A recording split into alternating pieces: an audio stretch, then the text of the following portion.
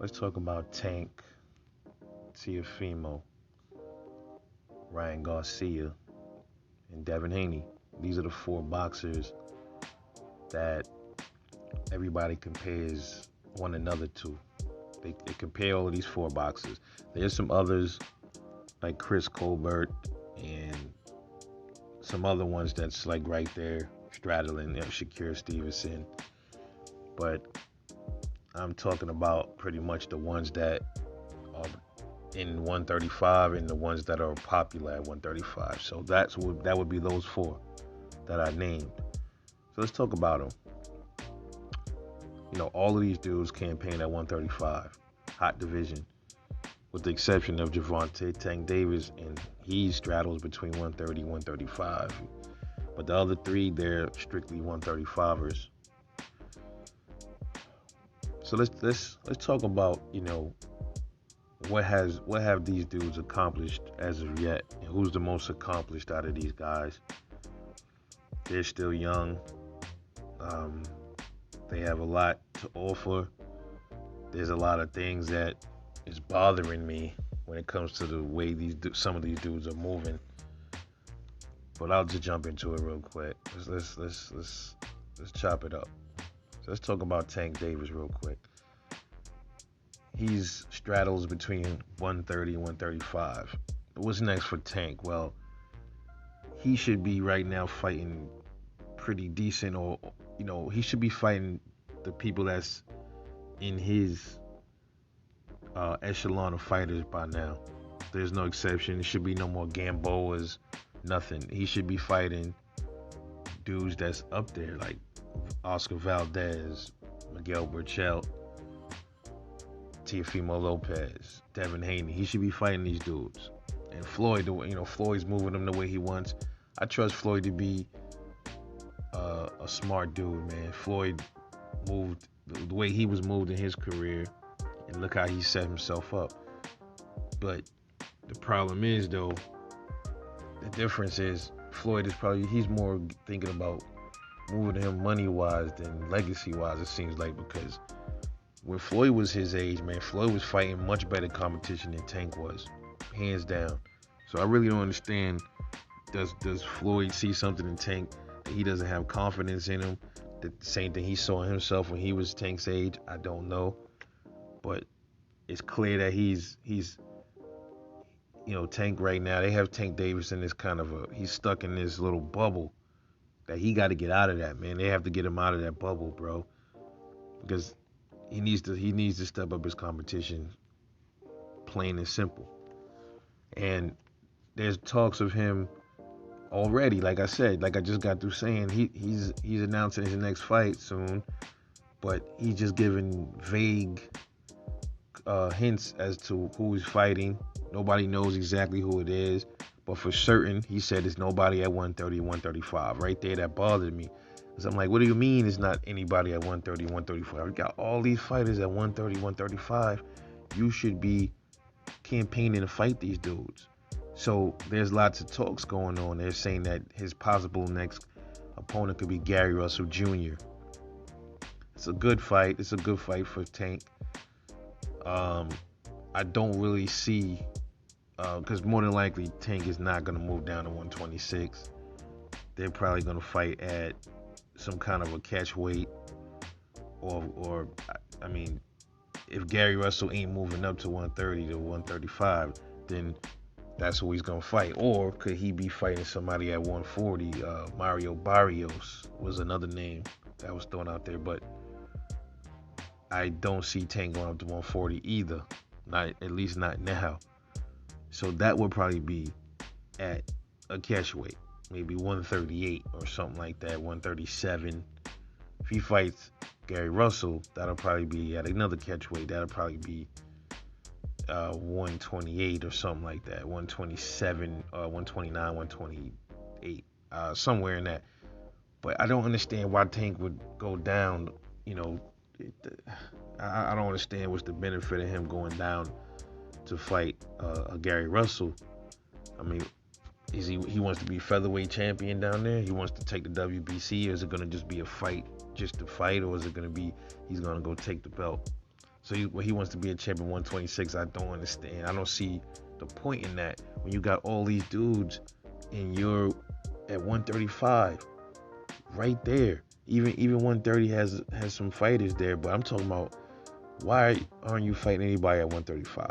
You're at 135 now. That was what you were supposed to be campaigning at 135. I don't understand it, man. It's not making much sense, dude. It's not making much sense. So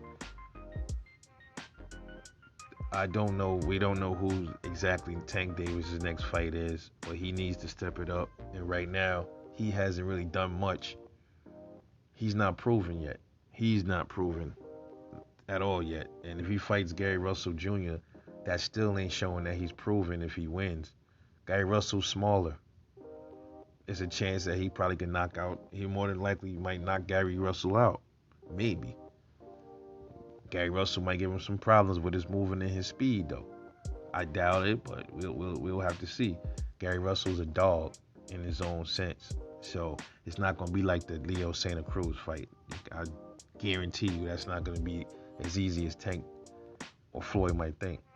So I don't see. This is a real odd one here because I don't know what the situation is with Tank's next fight. If he goes up, it's going to be catch weight. Goes down, it's going to be catch weight because he said it's not a 130, 135 fight. Nobody fighting at 130, 135. So you could pretty much eliminate all of the dudes at 135, 130. I don't know. Really strange situation. So let's move on to Devin Haney. Devin Haney is another one. He has not been proven yet. He he's the WBC, the real WBC lightweight champion. Whether you think it was emailed to him, whatever the case is, he has the real belt. There's been talks of him fighting Javier Fortuna, but it was the more likely opponent would be Jorge Linares, and I'm hearing that fight might not happen. Then you hear now Vasil Lomachenko and Devin Haney's going at it on Twitter fingers, so he wants to pretty much, Devin Haney wants to fight Ryan Garcia. I don't really hear him saying anything about Teo as much, but he needs to fight someone as well. You got all these guys up in his echelon of fight in his echelon of rankings as well. You got Teofimo Lopez, which is the champion, the unified in 135. You got Tank Davis. You got all these other dudes. You got Robert East. Is it Robert East? I think he's at 135, right? Robert East Jr. You got all these other dudes. You got a whole gang of fighters up there. Lomachenko. You got a few other dudes in the lower rankings. You got Richard Comey. You got all these dudes at 135 that Devin should be fighting.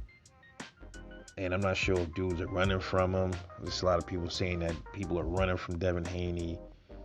They don't want to fight him because he's too skilled. Maybe the case with some fighters. I don't know. I'm not saying. I definitely know not all of them are running from Devin Haney. So I'm not sure what's going on with Bill and Devin. Who's the next fight?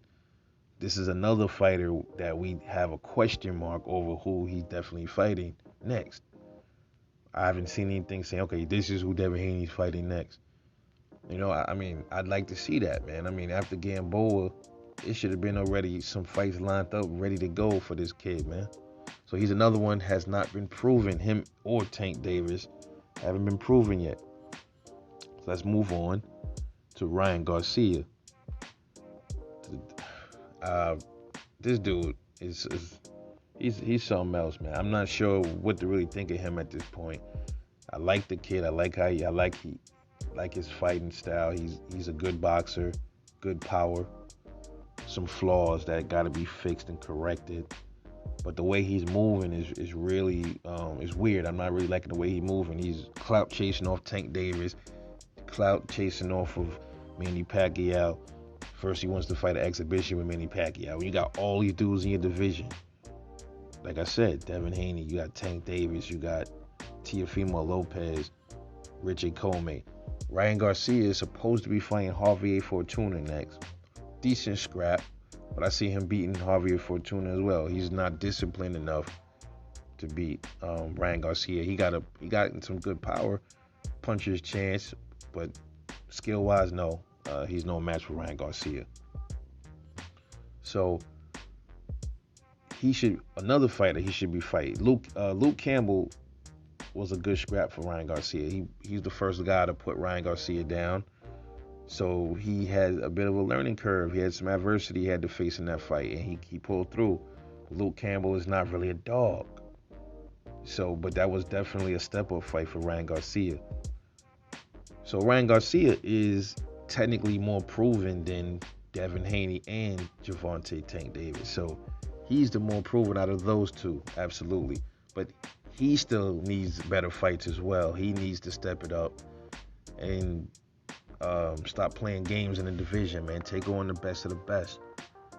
And he called Tank out, which I think was clout chasing. But who knows, man? That might be a fight that might be coming soon too. They might sneak that one on us. Tank Davis versus Ryan Garcia. Maybe that might be a fight where they fight in a catchweight. I don't know why that would be the fight and they're in the same fucking division. So that fight might happen. Maybe who knows? Maybe the end of the year or something like that. But again, it looks like it'll be Javier Fortuna. So out of those two, Devin and Tank and Ryan, you for certain you know Ryan Garcia has a fight with Javier. That's the closest confirmed fight than the other two dudes. So let's move on to Teofimo Lopez now. Absolutely, hands down, he is the most proven of these four dudes. This dude has fought. There's some things I didn't like about Teo. I didn't like how he was flip-flopping back and forth when it came to Devin Haney fighting Devin Haney. He was saying a lot of back and forth things, man, that was making me look at him a little sideways. But you can't take away the fact that this dude has fought back-to-back champions. Tough fights. Nakatani was a tough fight. He pulled through that one. Richard Comey, a power puncher and a champ. He took his belt, knocked him out second round. Vasil Lomachenko, he faced some adversity towards the end of that fight. Still won the fight because he dominated him in the first whole half of that fight. Didn't stop Loma, but he took Loma's belt. So now he's unified 135. So he's the man right now, and he's the most proven, definitely. And he's about to fight his mandatory. So Teofimo Lopez is the most proven out of all four of these dudes. So in order, from the most proven, I would have to say the number one is Teofimo Lopez. Number two, Ryan Garcia. Number three would be Gervonta Tank Davis, and I would have to put Devin Haney number four as the least proven fighter right now. And that's where it is, man. I hope these dudes, I hope the other three, Ryan, Tank, and Devin, start stepping it up, turning it up a notch, because Teofimo already is leagues ahead of them when it comes to experience, just by fighting Loma, Richard Comey, and Nakatani. All tough fighters. Look what Nakatani just did in his last fight. Look what Richard Comey just did in his last fight. And Teo was able to beat both of them. So you got to give Teo his credit. And he beat Lomachenko. Let me know what you guys think. Who's the most proven? And hell, who do you think is the best fighter out of them? Let me know what you think. Drop a comment. I'll see you guys later.